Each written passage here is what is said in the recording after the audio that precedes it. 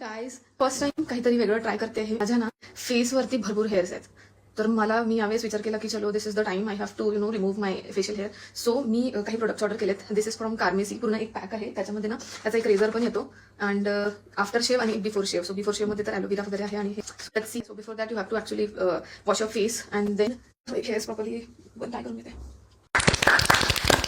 So नाव त्याच्या आधी आपल्याला ना प्रॉपर हे थोडासा आपला स्किन प्रिपेअर करूया. बिफोर शेव आहे. सो जेव्हा पण आपण शेव करतो हेअर्स, तर त्याच्या आधी ना कधी पण तुम्ही कुठला पण यूज करू शकता.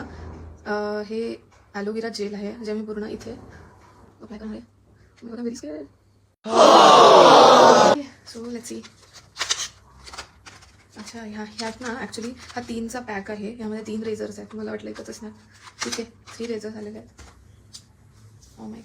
सो ह्याला ना मी खूप सारे व्हिडिओज बघितलेले आधी करायच्या आधी कसं करायचं, मतलब प्रॉपरली तुमची स्किन अशी तुम्हाला पकडायची आणि ह्याला ना 45 डिग्रीवरती ठेवून रिमूव्ह करायचं आहे.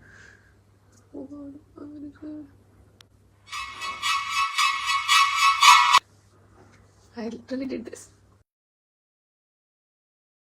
Oh my god! याच्यावरती ना स्किनवरती ना मेकअप खूप छान बसतो जर पूर्ण हेअर रिमूव्ह केल्याची. Look at this side, look at this side. So I am done with the face wash. Is a roll on. Wow, see किती क्यूट आहे ना. तर मी इथे okay fine just have to roll it on the skin where I have done a shaving. Okay wow, खूप भारी वाटतं. असं गार लागते, मस्त गार. This is the first time I am shaving. आणि बघूया आता किती दिवसानंतर ह्याची ग्रोथ होते आणि मला हळूहळू कळेल कसं करायचं ते. So thank you so much for watching the video. Bye.